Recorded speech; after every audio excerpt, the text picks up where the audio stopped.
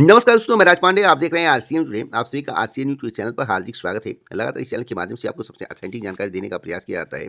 उसी क्रम में कुछ महत्वपूर्ण खबरों के बारे में बात करेंगे। सबसे सही और सबसे सटीक जानकारी हम आपको देने का प्रयास करेंगे। तो इस चैनल को सब्सक्राइब कर लें और वीडियो को सबसे पहले लाइक कर दें अगर आपने लाइक नहीं किया है। उससे पहले अगर आप लेखपाल भर्ती परीक्षा की तैयारी कर रहे हैं और अच्छे मार्क लाना चाहते हैं, आने वाली भर्ती के लिए अप्लाई करने वाले हैं और सिलेक्शन चाहते हैं, तो आपके लिए सबसे ज़बरदस्त बुक उत्तर प्रदेश में लेखपाल की नई भर्ती का विज्ञापन जारी होने वाला है। बम्पर पदों पर भर्ती आने वाली है। पदों की संख्या 7,000 से लेकर 8,000 हो सकती है। पेड 2025 के अंतर्गत यह भर्ती आएगी और अपनी तैयारी को बहुत ही बेहतर करना चाहते हैं। आप चाहते हैं कि लेखपाल भर्ती में आपका सिलेक्शन हो जाए, तो चशु प्रकाशन के द्वारा एक जबरदस्त बुक तैयार किया गया है और कॉम्बो पैक भी है। आप अपनी तैयारी को बहुत ही बेहतर करके लेखपाल भर्ती में सिलेक्शन ले सकते हैं। आप अपनी स्क्रीन पर देख रहे हैं उत्तर प्रदेश ग्राम समाज एवं विकास राजस्व लेखपाल, चकबंदी लेखपाल, ग्राम पंचायत अधिकारी, ग्राम विकास अधिकारी एवं संबंधित परीक्षाओं के लिए उपयोगी है। न्यू एडिशन है। अब तक की सबसे बड़ी बात यह है कि परीक्षा पाठ्यक्रम पर आधारित यह बुक है। 1100 प्लस गत वर्षों के प्रश्न पत्र हैं, जो परीक्षाएं हुई हैं उनके प्रश्न पत्र को शामिल किया गया है। 100% परीक्षा पाठ्यक्रम पर आधारित है। 3 सॉल्व पेपर आपको देखने को मिलेगा और आप प्रश्नों की क्वालिटी देखेंगे तो बहुत ही ज़बरदस्त है। अगर आपको सिलेक्शन चाहिए, नौकरी चाहिए और अपने सपने को साकार करना चाहते हैं, तो आपको चशु प्रकाशन की इस बुक के माध्यम से तैयारी करनी चाहिए। अगर आप उत्तर प्रदेश में आने वाली नई लेखपाल भर्ती परीक्षा की तैयारी बहुत ही बेहतरीन ढंग से करना चाहते हैं, अपनी तैयारी को 4 चांद लगाना चाहते हैं और सिलेक्शन लेना चाहते हैं, तो चशु प्रकाशन के द्वारा जो कॉम्बो पैक तैयार किया गया है, इस कॉम्बो पैक के माध्यम से आपको तैयारी करनी चाहिए। आप अपनी स्क्रीन पर देख सकते हैं उत्तर प्रदेश राजस्व लेखपाल भर्ती परीक्षा 2025 संपूर्ण एसटी गाइड उत्तर प्रदेश ग्राम समाज एवं विकास की बेहतरीन बुक है। राजस्व लेखपाल भर्ती परीक्षा 2025 नवीनतम पाठ्यक्रम अनुसार बुक तैयार किया गया है। सामान्य ज्ञान की जानकारी आपको देखने को मिलेगी, गणित की बुक देखने को मिलेगी, सामान्य हिंदी की बुक देखने को मिलेगी, जो कि यूनिक है और आपकी तैयारी को बहुत ही बेहतर कर देगा। तो इस बुक के माध्यम से तैयारी करनी चाहिए, जिससे आपका सिलेक्शन हो सके। थोड़ा आप मेहनत करिए, थोड़ा आपको बुक साथ देगा और आपकी तैयारी बेहतर हो जाएगी। इस बुक को मंगवाने के लिए डिस्क्रिप्शन बॉक्स में जाइए, वहाँ से इस बुक को मंगवा सकते हैं। जैसा कि बुक के बारे में आपको जानकारी मिल गया होगा, अब आज की बड़ी खबरों के बारे में बात करेंगे और बहुत सारी खबरें हैं। वीडियो को ध्यान से सुनिएगा। आपको उत्तर प्रदेश, बिहार, अन्य राज्यों की बड़ी-बड़ी खबरें दूँगा, जो कि आप सबसे भिन्न पाएँगे और समझाने का तरीका मेरा सबसे अलग होता है। मज़ा आपको आ जाएगा। आपको मालूम होगा कि बिहार में चुनाव है, तो चुनाव में सरकार के द्वारा लालच दिया जाता है। अगर उस झांसे में आ गए, तो आप झांसाराम के झांसे में फँस जाएँगे। आपको मालूम होगा कि बिहार के मुख्यमंत्री नीतीश कुमार ने बहुत बड़ी बात कही है। क्या इससे ज़िंदगी पार हो जाएगी? बिहार के मुख्यमंत्री नीतीश कुमार का कहना है कि स्नातक बेरोजगारों को 2 साल तक हर महीने 1,000 रुपए दिए जाएँगे। तो आखिरकार 5 साल तक क्यों नहीं दिए जाएँगे? आपकी सत्ता 5 साल रहेगी, तो 2 साल का ज़िक्र आप क्यों कर रहे हैं? केवल 2 साल 1,000 रुपए देने की बात क्यों कही जा रही है? सबसे अहम सवाल यह भी है। आपको यह भी मालूम होना चाहिए कि सरकार हमेशा करोड़ों रोजगार का वादा करती है और देश के प्रधानमंत्री तो 2 करोड़ का रोजगार का वादा किए थे, आज तक पूरा नहीं हुआ है। नवंबर 2005 में नई सरकार बनने के बाद से अधिक युवाओं को सरकारी नौकरी और रोजगार देना तथा उन्हें सशक्त और सक्षम बनाना हम लोगों की प्राथमिकता है, ऐसा बिहार के मुख्यमंत्री का कहना है। और आपको मालूम होगा, जब आरजेडी की तरफ से पहल किया गया, आपको मालूम होगा तेजस्वी यादव की तरफ से पहल किया गया, नौकरी को लेकर नौकरी का मुद्दा उठा, तब बिहार में नौकरियां आनी शुरू हुई हैं। इसके पहले की स्थिति आप लोगों को मालूम होगा और आपको यह भी मालूम होगा कि बीजेपी हमेशा आउटसोर्सिंग संविदा पर ज़्यादा फोकस करती है।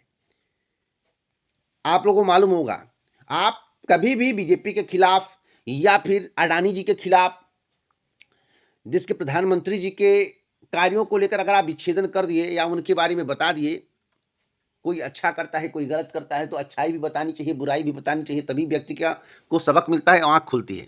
तो भैया यूट्यूब का वीडियो डिलीट करने का मेल आ जाएगा, यूट्यूब की वीडियो को डिलीट करवाने लगेंगे, तो निष्पक्षता नहीं रह गया है, स्वतंत्रता नहीं रह गया है। अब हम स्वतंत्र नहीं हैं, जैसा वो कहेंगे वैसा कराने का प्रयास करना पड़ेगा और कराने का वो प्रयास करेंगे।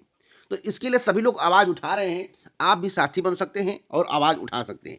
सबसे अहम बात यह है कि आखिरकार 2 साल केवल 1,000 रुपये देने की बात क्यों कही गई? क्या 1,000 रुपये में जीवन यापन हो जाएगा?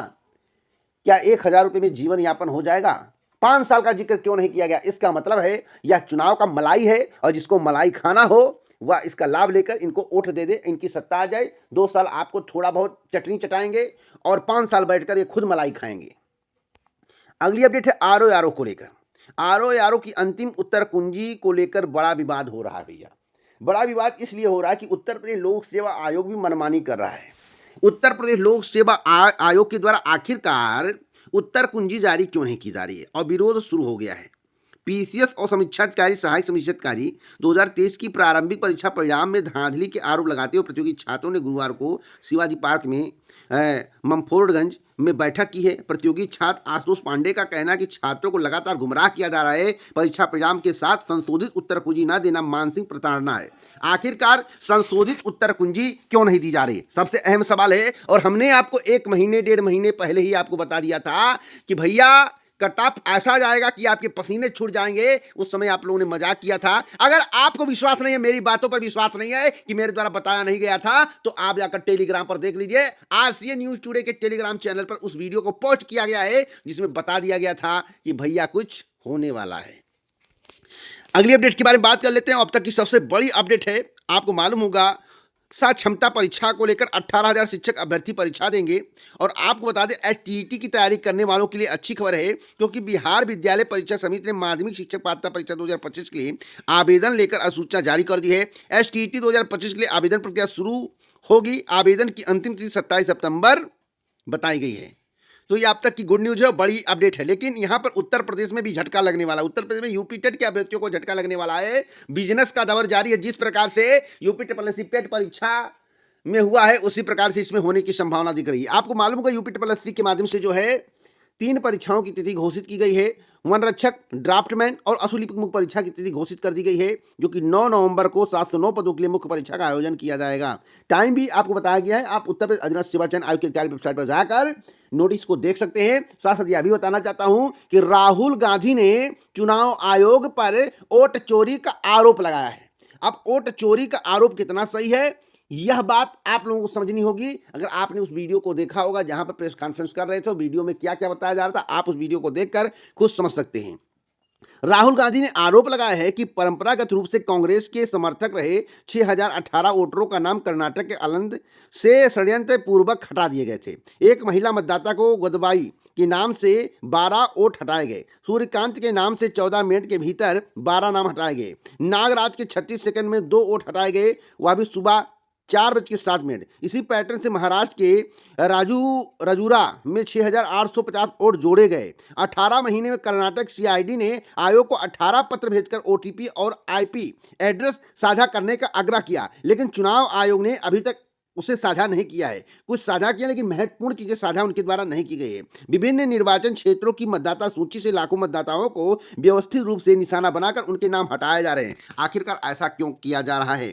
मैं ज्ञानेश कुमार से राहुल गांधी का कहना है कि मैं चुनाव आयोग सीईसी ज्ञानेश कुमार के बारे में गंभीर दावा करने जा रहा हूं, और हल्के में नहीं कह रहा हूं, बल्कि 100% साक्ष्य के आधार पर कह रहा हूं कि मुख्य चुनाव आयुक्त वोट चोरों और लोकतंत्र को नष्ट करने वाले लोगों को बचा रहे हैं। इधर एक बड़ी बात चुनाव आयोग के द्वारा कही गई है। अब चुनाव आयोग के जवाब क्या है, उत्तर क्या है और राहुल के आरोप क्या है, मिलान करिए और देखिए किसमें सत्यता है। आपको बता दें 6 सितंबर 2023 को ही पुलिस को दी जा चुकी है नाम, मोबाइल नंबर, आईपी एड्रेस समेत सभी जानकारियां। ऐसा चुनाव आयोग का कहना है, लेकिन राहुल गांधी कह रहे सीआईडी को कुछ नहीं मिला है। ऑनलाइन डिलीट नहीं किया जा सकता कोई नाम। आईआरओ की नोटिस देकर हटा व जोड़ सकता है किसी का नाम, तो आखिरकार डिलीट कैसे हुआ, यह भी सवाल है। 2018 के विधानसभा चुनाव में अलंज से भाजपा प्रत्याशी जीता, लेकिन 2023 में कांग्रेस प्रत्याशी नाम हटने से किसे लाभ मिला, यह भी सवाल बहुत ही महत्वपूर्ण है। राहुल जो मोबाइल नंबर दिखा रहे हैं, वह नंबर चुनाव आयोग ने ही राज्य पुलिस को दिया था। हमने ही उस समय एफआईआर दर्ज करवाई थी। तो आखिरकार आईपी एड्रेस की बात क्यों सामने आ रही है और राहुल गांधी को क्यों नहीं दिया जा रहा? राहुल गांधी को क्या, सीआईडी को क्यों नहीं दिया जा रहा है? नाम हटाने के आवेदन की पहले जांच होती है। मतदाता को पक्ष रखने के लिए समय दिया जाता है। आनंद से 24 आवेदन सही मिले थे। तो आखिरकार इतने नाम जो 6018 गिनाए जा रहे, 6850 गिनाए जा रहे हैं, 36 सेकंड का जिक्र किया जा रहा है, 12 मिनट का जिक्र किया जा रहा है, ऐसा कैसे हो गया? तो चुनाव आयोग को स्पष्ट रूप से सबके सामने आकर सही सही बताना चाहिए, क्योंकि लोकतंत्र जो है भारत की जड़ है। अगर जड़ ही हिल जाएगी तो पूरा पेड़ ही गिर जाएगा। इसलिए चुनाव आयोग को इसके बारे में सोचना चाहिए। चुनाव आयोग का कहना है कि किसी के वोट को ना ऑनलाइन डिलीट किया जा सकता है और ना ही कोई नाम जोड़ा जा सकता है। मतदाता सूची से किसी का नाम हटाने व जोड़ने का अधिकार सिर्फ ईआरओ को होता है, जो कि उप जिला अधिकारी स्तर का अधिकारी होता है ना। हटा सकता है कोई ना, उसके पास पावर है ना। तो क्या किसी के कहने पे वो हटाया नहीं जा सकता है? यह भी राहुल गांधी का बहुत बड़ा आरोप है। आप बताइए किसकी बातों में दम है? आखिर क्या वोट चोरी की जो बातें सामने निकल कर आ रही हैं वह सत्य है? आप लोग अपनी राय कमेंट बॉक्स में जरूर दें। इधर एक बड़ी बात है, जब राहुल गांधी के द्वारा चुनाव आयोग से सवाल किया जाता है, चुनाव आयोग से पूछा जाता है, प्रेस कॉन्फ्रेंस किया जाता है, तो चुनाव आयोग को इस पर जवाब देना चाहिए। आखिरकार बीजेपी प्रेस कॉन्फ्रेंस करके चुनाव आयोग का बचाव क्यों करती है और जवाब क्यों देती है? जैसा कि आपको मालूम होगा, कल की घटना और इसके पहले बहुत सारी घटनाएं हैं। आखिरकार बीजेपी के द्वारा इसके संबंध में क्यों बात की जाती है? आखिरकार चुनाव आयोग जवाब क्यों नहीं दे पाता है? चुनाव आयोग के बचाव में का क्यों बीजेपी आ जाती है? आप लोग कमेंट बॉक्स में जरूर बताएं। अब सीजीएल की परीक्षा को लेकर बड़ी अपडेट दे दूं। सीजीएल परीक्षा में हैकिंग की कोशिश, केंद्रों पर होगी कार्रवाई। कंप्यूटर आधारित चयन परीक्षा 26 सितंबर तक चलेगी। एसएससी ने दी हैकरों को कानूनी कार्रवाई की चेतावनी। देश की सबसे बड़ी प्रतियोगी परीक्षाओं में से एक है एसएससी सीजीएल की परीक्षा, और आपको बता दें इसे भी हैक करने का पूरा प्रयास किया जा रहा है। इसका पता लगाया गया है। यह अब तक की सबसे बड़ी खबर है। अगर इस तरह की घटनाएं होंगी तो आखिरकार योग्य उम्मीदवारों का चयन कैसे होगा? एक बड़ी अपडेट मैं आपको और देना चाहता हूं। परीक्षाओं पर विवाद ने धीमी कर दी है भर्तियों की रफ्तार, क्योंकि लगातार परीक्षाओं में विवाद हो रहा है। उत्तर प्रदेश लोक सेवा आयोग की भर्तियों का ग्राफ 2 वर्षों में काफी नीचे आ गया है। 5 वर्षों की तुलना विगत 2 साल में 21% पदों पर नियुक्ति प्रक्रिया पूरी हुई है। इसी वजह से आरओ प्रारंभिक परीक्षा का पेपर लीक होने के बाद बने गतिरोध के मुख्य कारण माने जा रहे हैं। आयोग ने पिछले 5 वर्षों में 58,186 पदों पर भर्ती की है। इसके विपरीत 2022-24 के बीच जो है 12,501 पदों पर भर्ती की गई है। आप इधर आरओ की उत्तर कुंजी को लेकर विवाद है, पीसीएस परीक्षा की उत्तर कुंजी को लेकर विवाद है, और इस विवाद का निपटारा आयोग के द्वारा कैसे किया जाएगा देखने वाली बात होगी। इधर जो अभियंत्रण भर्ती मुख्य परीक्षा का परिपत्र डाउनलोड होने लगा है। आप लोग डाउनलोड कर सकते हैं। परीक्षा 28 व 29 सितंबर को आयोजित किया जाएगा प्रयागराज और लखनऊ में। एक बड़ी अपडेट मैं आपको और देना चाहता हूं। यूपी टेट के अभ्यर्थियों को बड़ा झटका लग रहा है। यह अब तक का सबसे बड़ा झटका है। ऐसा प्रतीत होता है प्रतियोगी छात्र ऐसे बोल रहे हैं कि यह बिजनेस करने का नया तरीका है। सरकार केवल पैसा कमाना चाहती है, नौकरी देना नहीं चाहती। अगर नई प्राथमिक शिक्षक भर्ती की बात कर ली जाए तो सरकार शून्य हो जाती है, शून्य पड़ जाती है। सरकार के पास कोई जवाब नहीं होता, मंत्री के पास कोई जवाब नहीं होता है। बस एक ही जवाब होता है कि शिक्षक और छात्र अनुपात बराबर है। देखिए, प्राथमिक और उच्च प्राथमिक विद्यालय में शिक्षक भर्ती की परीक्षा के लिए अनिवार्य शिक्षक पात्रता परीक्षा के आवेदन शुल्क में वृद्धि करने का प्लान बनाया जा रहा है। शिक्षा सेवा चयन आयोग शुल्क परीक्षा शुल्क में वृद्धि करेगा।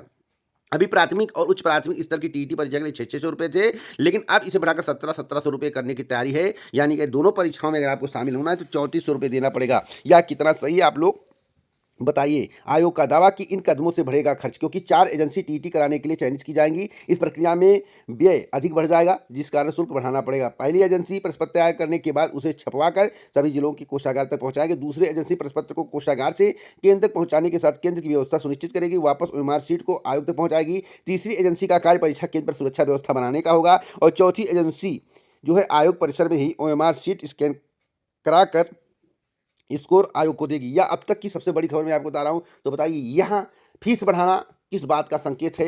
ऐसा क्या आपके लिए किया जा रहा है या अपने लिए किया जा रहा है? आप लोग कमेंट बॉक्स में जरूर बताएं। एक बड़ी अपडेट मैं आपको और देना चाहता हूं, जो कि अब तक की सबसे बड़ी खबर है। जीएसटी दरों में कमी देशवासियों के लिए प्रधानमंत्री का दिवाली का उपहार है। बहुत ही अच्छी खबर है। 22 सितंबर से लागू होगी नई दरें। जो 12% है वो 5%, कोई 0% हो जाएगा। तो क्या इससे आप लोग बताइए कि दाम घटेगा?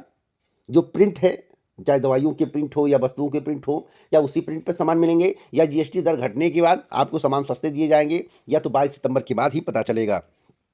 अब इधर लेखपाल भर्ती की बात कर लेते हैं। तो लेखपाल भर्ती की कटाव के संबंध में आप लोग जानकारी मांगते हैं, तो मैं आप सभी को बता देना चाहता हूं कि लेखपाल भर्ती के कटाव के संबंध में तभी जानकारी दिया जा सकता है जब पदों की सही गणना हो और आवेदनों की सही संख्या हो। जब पदों की सही गणना होगी, आवेदनों की सही संख्या होगी, तब आपको यह बताया जा सकता है कि मिनिमम कट ऑफ कितना जा सकता है, केवल एक्सपेक्टेड बताया जा सकता है। और जो एक्सपेक्टेड कट ऑफ होगा उसी के आसपास होगा, उसी के आसपास जो है आप मुख्य परीक्षा में बैठ पाएंगे। यानी कि उसके आसपास जिसके नंबर होंगे, परसेंटाइल होंगे, वो मुख्य परीक्षा में बैठ पाएंगे। इसलिए मैं आपको कहूंगा कि 2025 की जो पीटी परीक्षा है आपके लिए इस महत्वपूर्ण है, क्योंकि 2027 का चुनाव, 2026 में आपको लेखपाल भर्ती देखने को मिलेगा। आपके लिए गुड न्यूज है। तो इस वीडियो को शेयर कर दे, लाइक कर दे। इसी प्रकार की अथेंटिक जानकारी मैं आपको देता रहता हूँ। पूरा वीडियो सुनने के लिए दिल से धन्यवाद।